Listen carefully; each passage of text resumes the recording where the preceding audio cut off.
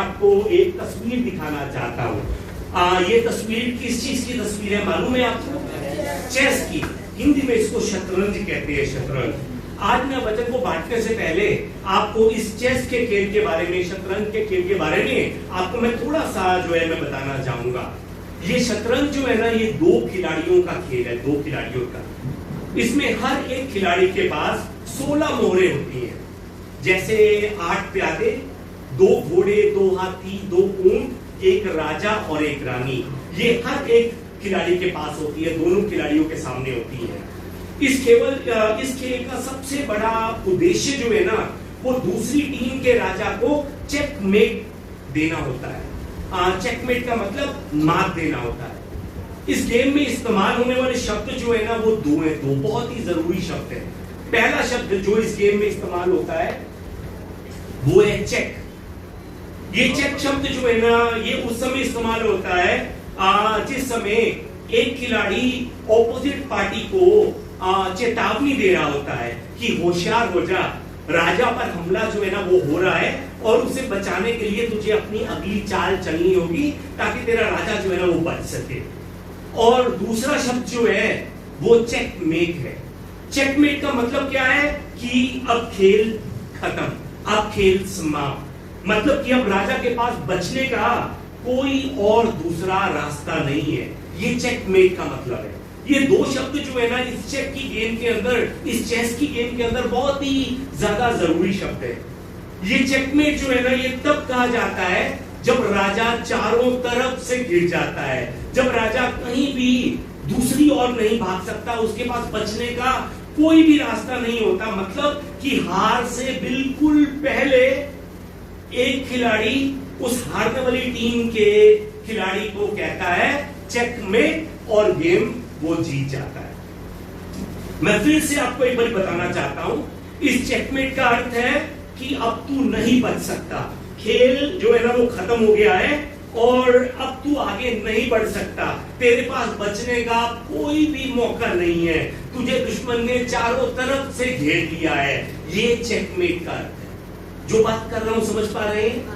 ये चेकमेट है कि अब बचने का कोई रास्ता नहीं है। इस गेम के द्वारा मैं आपको ये बताना चाहता हूं कि आपका और मेरा भी एक दुश्मन है।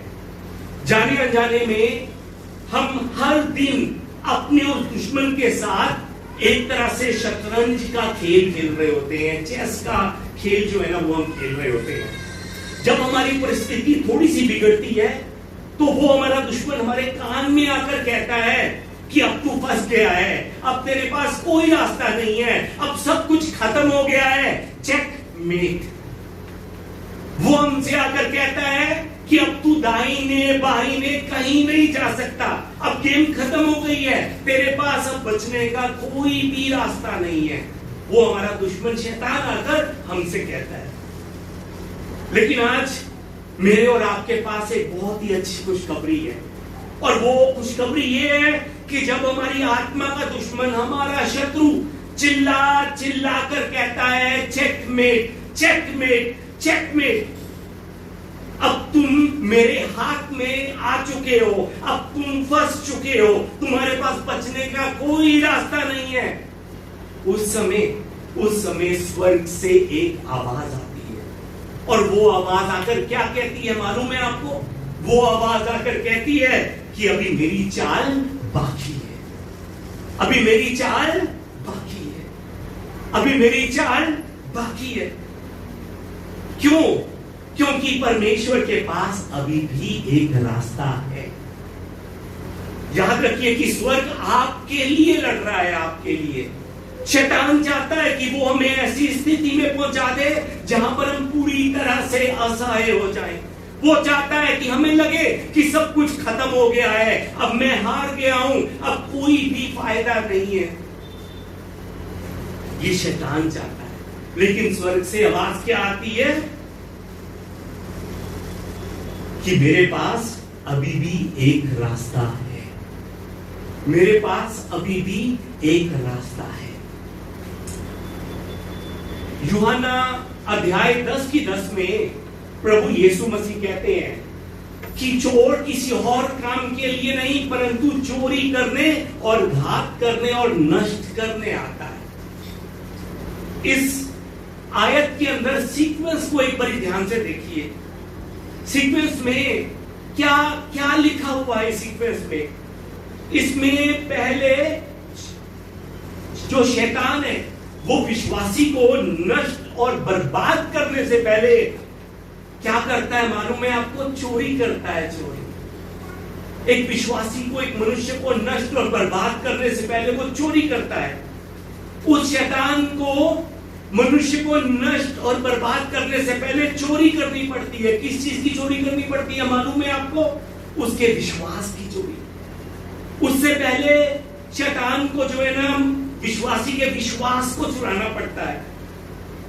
शैतान जो है ना वो आपकी आशा वो पहले चुराता है, वो आपका सपना पहले चुराता है, वो आपके हृदय में भरे हुए परमेश्वर के वचन और उनके वायदों को वो पहले चुराता है और उसके बाद वो मनुष्य को नष्ट और बर्बाद कर देता है। जो बात कर रहा हूं समझ पा रहे हैं? वो सीधा नष्ट नहीं करेगा, वो सीधा बर्बाद नहीं करेगा, वो आपसे पहले आपका विश्वास चुराएगा, आपकी आशा चुराएगा, आपका सपना चुराएगा, आपके मन में भरे हुए परमेश्वर के वायदों को चुराएगा, परमेश्वर के वचन को चुराएगा और वो चोरी करने के बाद वो मनुष्य को बर्बाद कर देगा, नष्ट कर देगा, तबाह कर देगा। लेकिन आज वचन में हमारे लिए बहुत बड़ी खुशखबरी है और वो खुशखबरी ये है कि यदि परमेश्वर हमारी ओर है तो हमारा विरोधी कौन हो सकता है?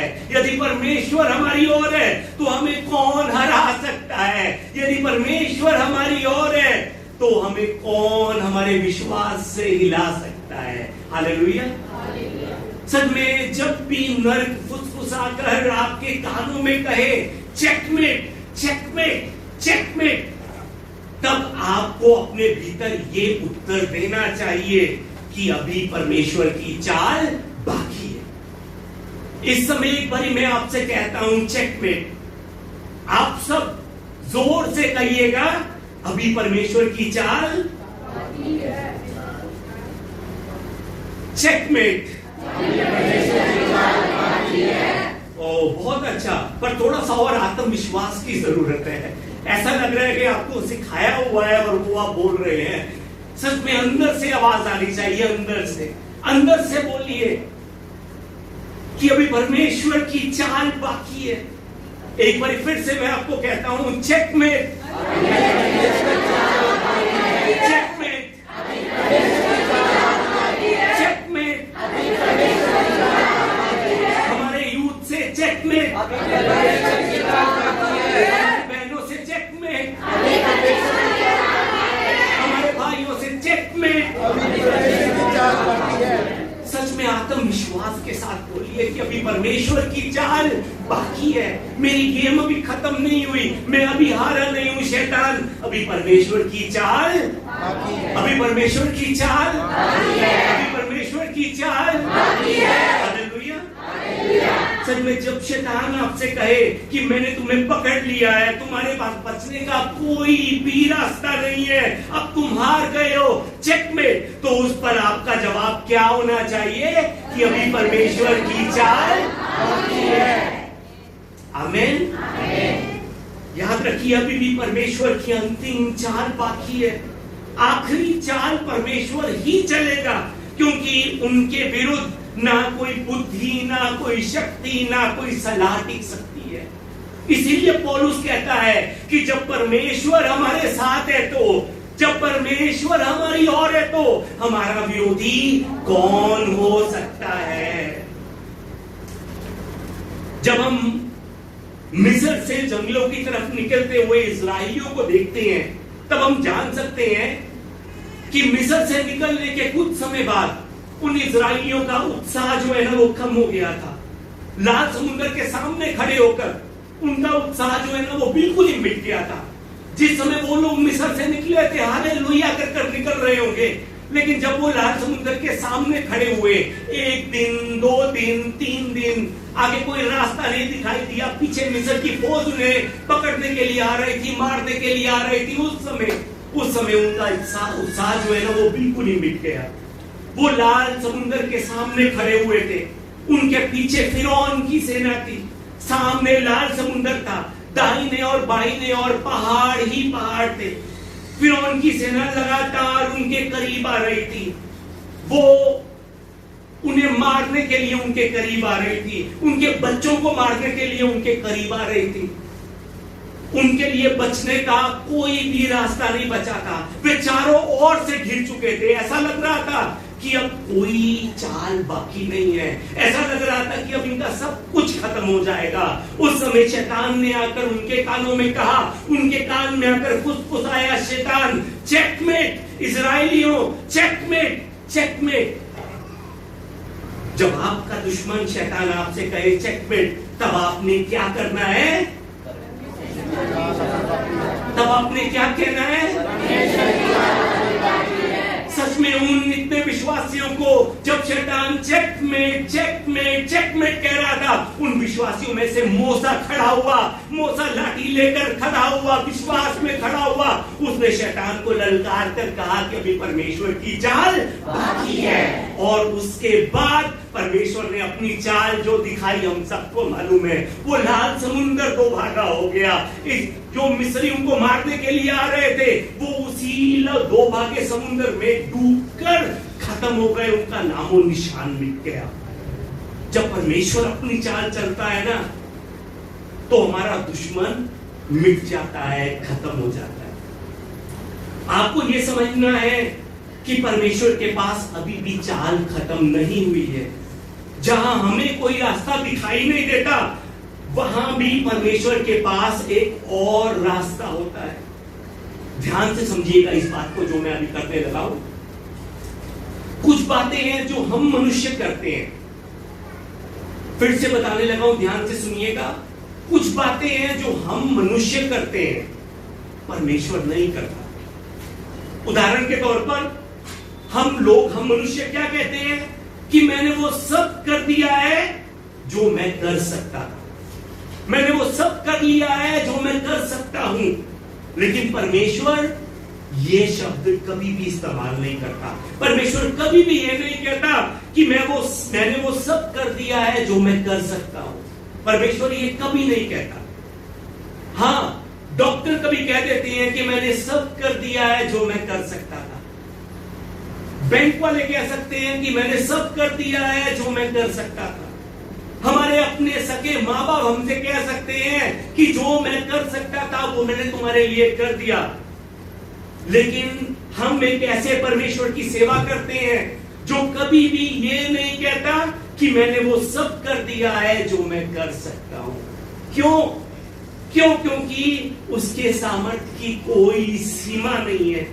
जब हमें लगता है कि अब सब कुछ खत्म हो गया है, तब भी परमेश्वर के पास करने के लिए बहुत कुछ बाकी बचा होता है, बहुत कुछ। क्या आप विश्वास करते हैं इस बात पर? जब आप हबाकुक अध्याय 3 को पढ़ेंगे, तब आप जान सकते हैं हबाकुक अध्याय 3 में हबाकुक नबी परमेश्वर की प्रार्थना करता है। वो प्रार्थना करते हुए कहता है कि हे परमेश्वर, खुद को प्रकट कर और अपनी महिमा दिखा ताकि सब कुछ बदल जाए। खुद को प्रकट कर और अपनी महिमा दिखा ताकि सब कुछ बदल जाए। बाइबल में बताती है कि जब परमेश्वर प्रकट हुआ तो उस जगह पर हवा चलने लगी, पहाड़ जो है वो हिलने लगे, बिजली जो है ना वो चमकने लगी, बादल जो है वो गरजने लगे। और हबाकुक 3:4 में इस तरह से लिखा हुआ है, इनमें उनका सामर्थ छिपा हुआ था, इनमें उसका सामर्थ छिपा हुआ था। इन सब बातों में परमेश्वर का सामर्थ छिपा हुआ था। कौन सा सामर्थ? जो अभी तक लोग नहीं देख पाए। उन सब चीजों में परमेश्वर का सामर्थ छिपा हुआ था। जब आपको लगता है कि परमेश्वर ने अपनी सामर्थ सब प्रकट कर दी है, तब भी ये याद रखिए कि उन्होंने जितना भी प्रकट किया है उससे कहीं 1000 गुना ज्यादा उसने अभी छुपा कर रखा हुआ है। और वो सामर्थी परमेश्वर आपका परमेश्वर है। वो सामर्थ्य परमेश्वर मेरा परमेश्वर है। वो परमेश्वर आपसे प्रेम करता है। यदि वो अपनी पूरी सामर्थ्य प्रकट कर दे तो ये पूरा का पूरा ब्रह्मांड जो है ना वो हिल जाएगा ही। आपको मालूम है ये ब्रह्मांड कितना बड़ा है? ब्रह्मांड कितना बड़ा है? इस ब्रह्मांड में हम एक बिंदी के हिस्से के भी नहीं है। हमारी पृथ्वी जो हमें आज बहुत बड़ी लगती है, जो हमें गोल लगती है, पूरे ब्रह्मांड में वो बिंदी जितनी है। और उस बिंदी जितनी पृथ्वी में हम कितने लगते होंगे, एक बारी सोच कर देखिए। और हम उस इतने बड़े ब्रह्मांड में, इतनी छोटी सी पृथ्वी में हमारी पोजीशन क्या होगी, सोच कर रखिए। सच में मैं आपको यह बताना चाहता हूं कि अपने दिमाग से कभी भी किसी भी चीज को जीतने की कोशिश मत कीजिए। हमारा शरीर बहुत छोटा है, उस शरीर में हमारा दिमाग जो है ना वो उससे भी छोटा है। उस छोटे से दिमाग के साथ हम बड़ी बड़ी बातें सोचने लग जाते हैं, बड़ी बड़ी बातें। परमेश्वर के बारे में सोचिए, उस महान परमेश्वर के बारे में सोचिए, उस परमेश्वर पर विश्वास कीजिए जिसने आपसे प्रेम किया है। जब आप अपने जीवन में सिर्फ उस परमेश्वर के बारे में सोचेंगे जिसने आपसे प्रेम किया है, तो मैं आपको एक बात बताना चाहता हूं, वो परमेश्वर अपने जन को कभी भी हारने नहीं देगा। वो जन जो उसके बारे में सोचता है, जो उसके लिए जीता है, जो उसके लिए खुद को झुकाना जानता है, झुकना जानता है, वो उसको कभी भी हारने नहीं देगा। परमेश्वर आपको कभी भी हारने नहीं देंगे।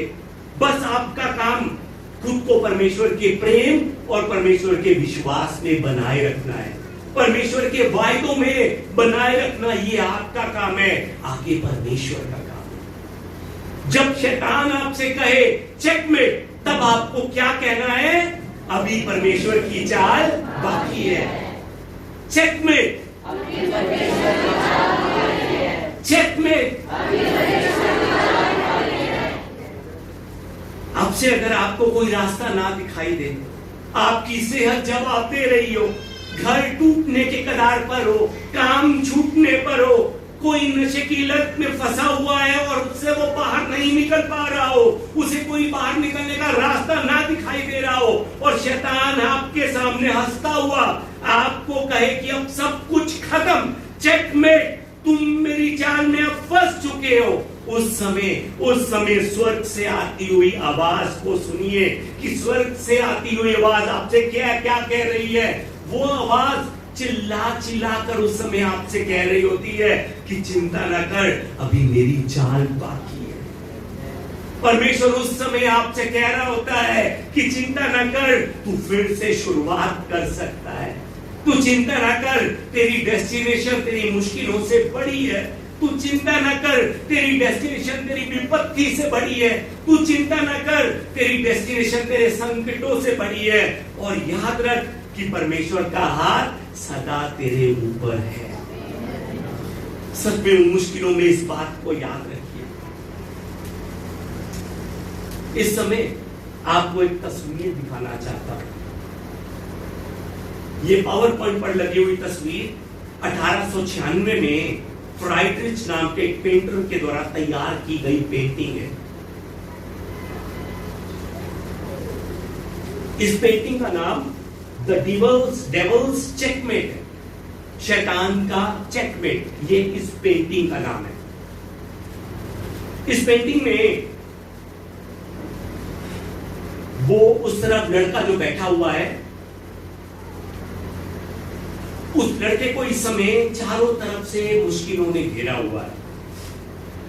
उस लड़के के बिल्कुल सामने जो शतरंज की चाल जिसके साथ वो लड़का खेल रहा है, वो शैतान है।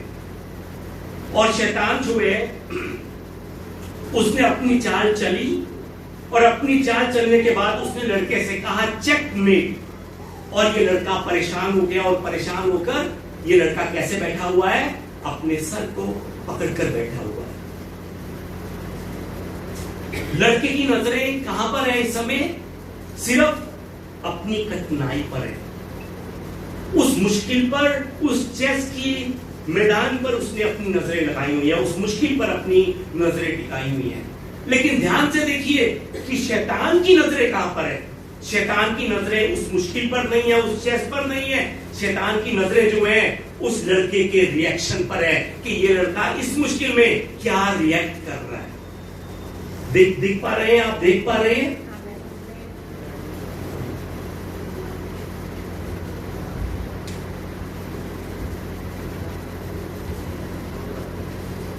शैतान की आंखें इस समय यहां पर नहीं है, इसके रिएक्शन पर है। और यह लड़का अपने सर को पकड़कर अपनी मुसीबत से बचने का रास्ता जो है ना, वो डरा हुआ, घबराया हुआ ढूंढने की कोशिश कर रहा है।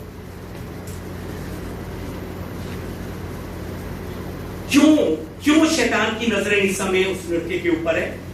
क्योंकि शैतान चाहता है कि वो लड़का इस समय सिर्फ अपनी मुसीबत की तरफ देखता रहे, सिर्फ अपनी मुसीबत की तरफ, और निराश होकर हार मानकर बैठ जाए, हार मानकर। याद रखिए, शैतान गेम देखकर नहीं चलता, वो आपके मुंह का रिएक्शन देखकर कार्य करता है। वो आपके मुंह के रिएक्शन को देखकर वो अपनी अगली चाल चलता है। लेकिन इस जगह पर सिर्फ शैतान और लड़का नहीं है, इस जगह पर एक जन और बैठा हुआ है, एक जन और खड़ा हुआ है। और वो जन कौन है मालूम है आपको? स्वर्गदूत है, स्वर्गदूत। और उस स्वर्गदूत का ध्यान गेम पर नहीं है, मुश्किल पर नहीं है। उस स्वर्गदूत का ध्यान शैतान की तरफ भी नहीं है कि शैतान की अगली चाल कौन सी होगी। उस स्वर्गदूत का ध्यान सिर्फ उस लड़के पर लगा हुआ है, उस लड़के पर। शायद वो स्वर्गदूत चाहता है, पेंटर शायद ये दिखाना चाह रहा है कि वो स्वर्गदूत चाहता है कि ये लड़का एक बार अपनी नजरें उठाकर ऊपर की तरफ को देखे, ताकि इसको परमेश्वर की सहायता दिखाई दे सके। इसको जो गेम में लग रहा है कि वो हार चुका है, ये अपनी नजरें एक बार ऊपर उठाए ताकि परमेश्वर अपनी अगली चाल इस लड़के को बता सके।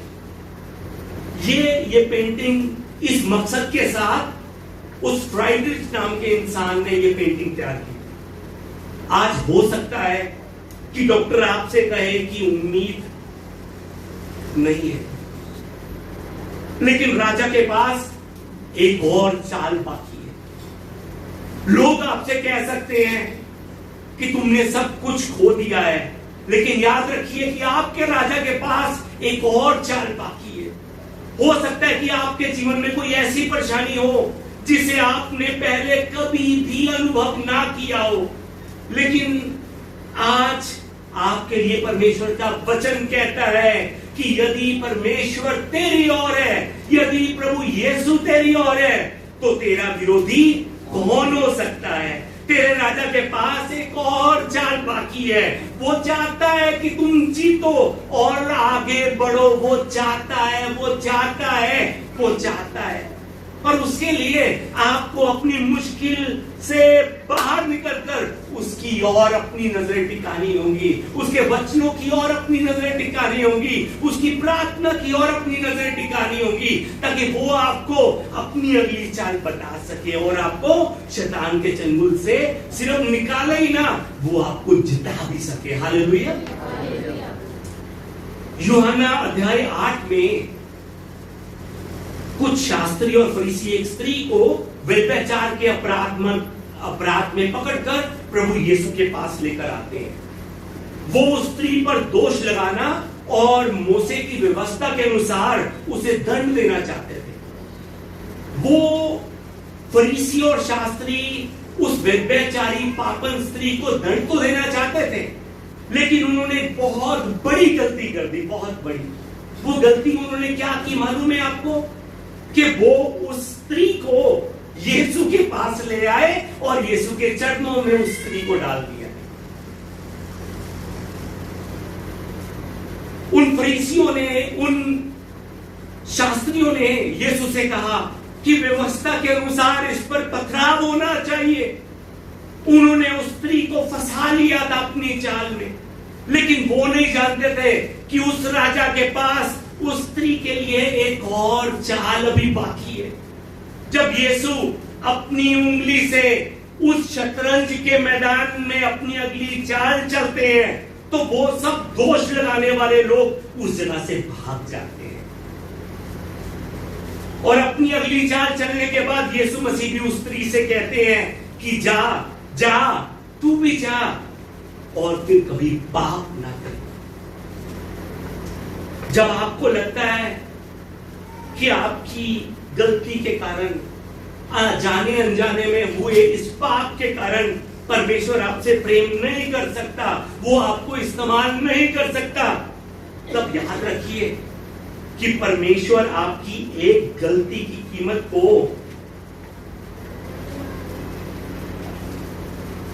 एक गलती की कीमत को वो ऑलरेडी चुका है। आपकी कीमत जो है ना, आपकी कीमत आपके पापों से तय नहीं होती, आपकी कीमत आपकी मेहनत से तय नहीं होती, आपकी कीमत प्रभु यीशु के लहू से तय होती है। हाँ, आपका एक गलत फैसला सच में गलत हो सकता है, बिल्कुल गलत हो सकता है, लेकिन वो गलत फैसला आपकी कीमत को कभी भी कम नहीं कर सकता। परमेश्वर अभी भी आपसे उतना ही प्रेम करते हैं जितना वो पहले आपसे करते थे। जब शैतान आपसे कहे चेकमेट, तब याद रखिए कि आपने उसे क्या उत्तर देना है? परमेश्वर की चाल अभी बाकी है। अय्यूब की पुस्तक अध्याय 42 की 16 नंबर आयत को जब हम देखते हैं तो 16 नंबर आयत से पहले, 42 की 16 से पहले अय्यूब जो है वो एक संकट से गुजर रहा था।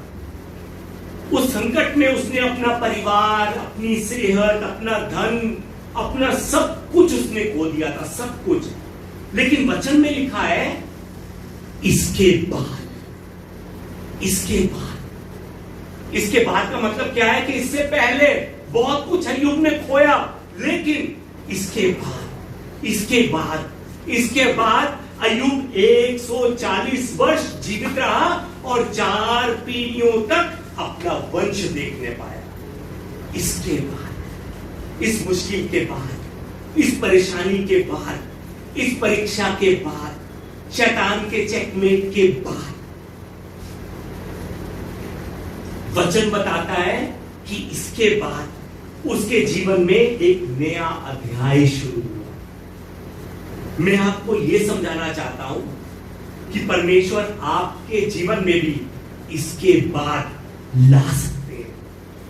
असफलताओं के बाद, आंसुओं के बाद, टूटे हुए समय के बाद, निराशा के बाद, नशे की लत के बाद, सब कुछ खोने के बाद, परमेश्वर के लोगों के लिए इसके बाद बहुत कुछ परमेश्वर ने रखा हुआ है। परमेश्वर कहते हैं कि इसके बाद भी तुम्हें मैं जीवन दूंगा, इसके बाद भी तुम्हारे पास जीवन है, तुम इस परिस्थिति से निकल जाओगे और इसके बाद तुम फिर से जीतोगे। परमेश्वर कहते हैं, परमेश्वर आपके जीवन में सब कुछ खोने के बाद भी एक नई शुरुआत ला सकते हैं।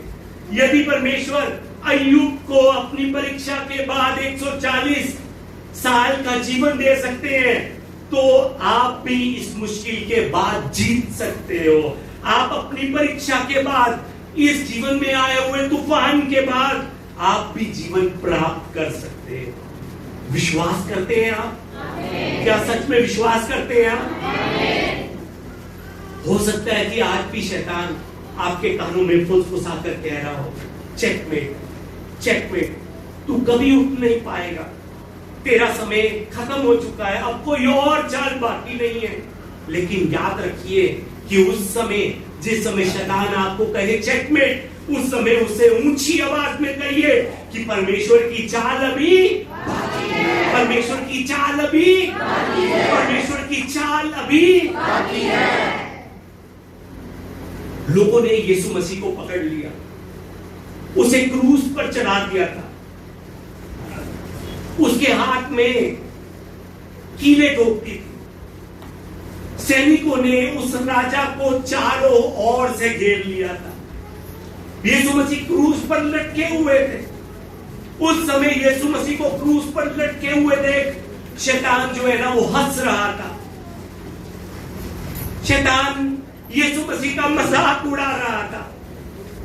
शैतान कह रहा था कि यीशु चेकमेट, यीशु चेकमेट, अब तेरा सब कुछ खत्म है, तेरा सब कुछ खत्म है। यीशु ने क्रूस पर अपने प्राण त्याग दिए। उनके शरीर को कब्र में रखा गया। कब्र के सामने एक बहुत बड़ा पत्थर रखकर उसे सील कर दिया गया और बाहर 2 पहरेदारों को खड़ा दिया गया। एक दिन बीता, पहला दिन बीता, दूसरा दिन बीता।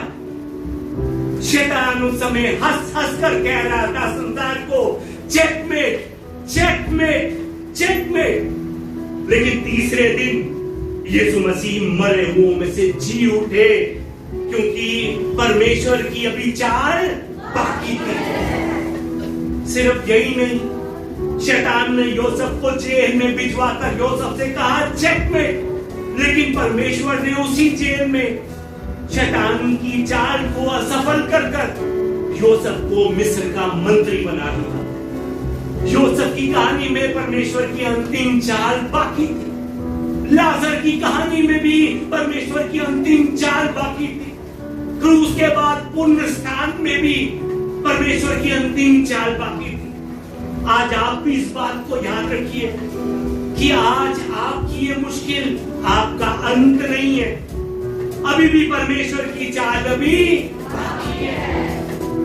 वचन हमें कहता है कि यदि परमेश्वर मेरी ओर है तो मेरा विरोधी कौन हो सकता है। यदि परमेश्वर आपकी ओर है तो आपका विरोधी कौन हो सकता है। शैतान सोचता है कि खेल खत्म हो गया है, अब सब कुछ खत्म हो गया है, लेकिन परमेश्वर कहता है कि मेरी चाल अभी बाकी है।